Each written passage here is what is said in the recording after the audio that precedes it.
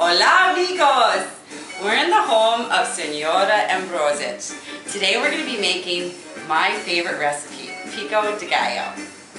Right here we have all of our fresh ingredients. What we'll be using today is fresh cilantro, tomatoes, onions, limes, and jalapenos. Oh, and Mary, what are you drinking while you're making this recipe? I am drinking a margarita. Margaritas go very good with the pico de gallo and chips.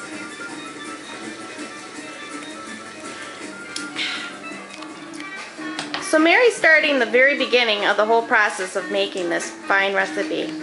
Mary, can you tell us how you are preparing the tomatoes for our recipe? Well, what I do is I first take our tomatoes and I quarter them, and I like to remove all the seeds and the pulp.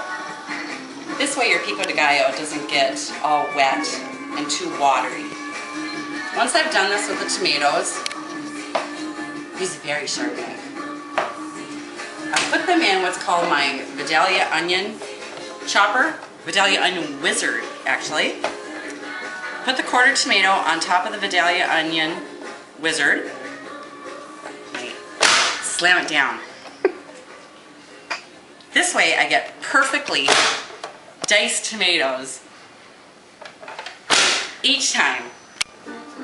What I want to do is continue doing this until I have about 4 cups of tomatoes prepared. This is a lot of work. Time for another drink. Cheers.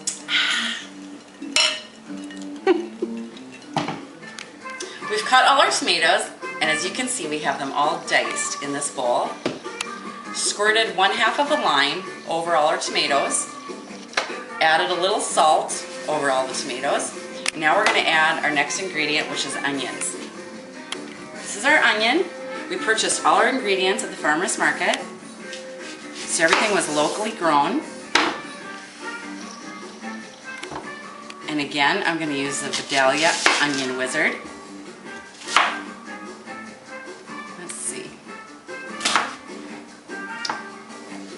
I use the smaller grates to get the onions chopped fine. I want to do this quick.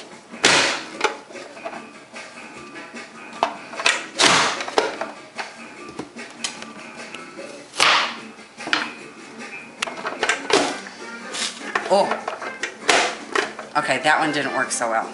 We'll just go like that. We're back. Our next ingredient is a jalapeno. Chop off the stem of the jalapeno. Now if you want your pico de gallo very hot, keep the seeds in. If you want it very mild, take the seeds out. We're going to leave these seeds in.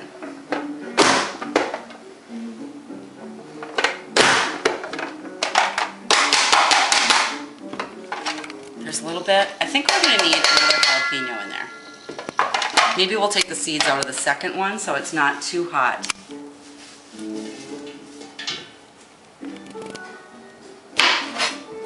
This smells so wonderful.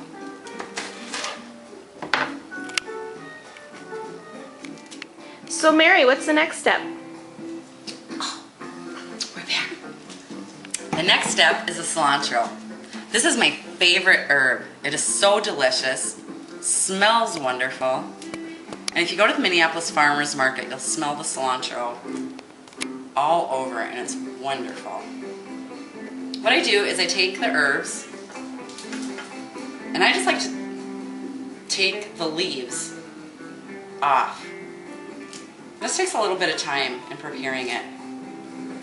But I don't like the stems in the pico de gallo, so I spend a couple extra minutes and pick the leaves off.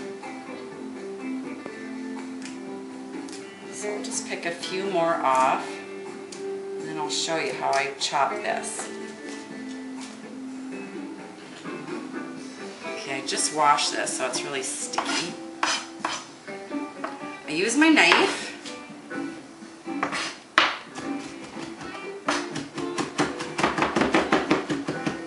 I just kind of keep moving and chopping it across to try to get it very fine.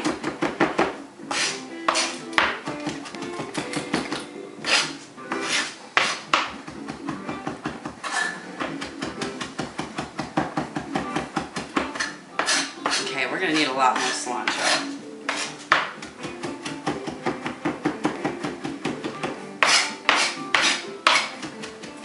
That looks good.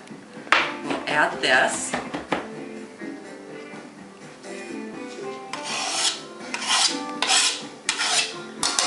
We'll do some more.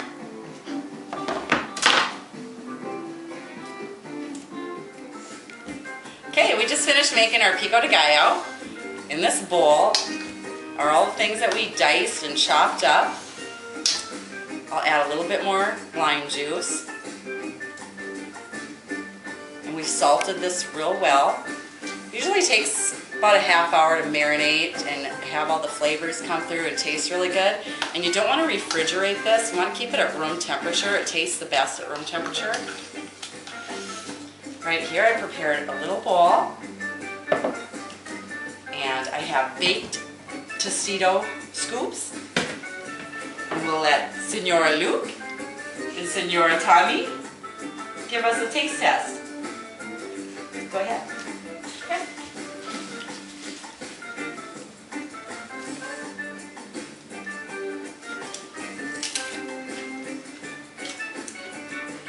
Well, amigos, what do you think? Cool. All right. Well, that ends our session today for making pico de gallo. Till next time. Till next time.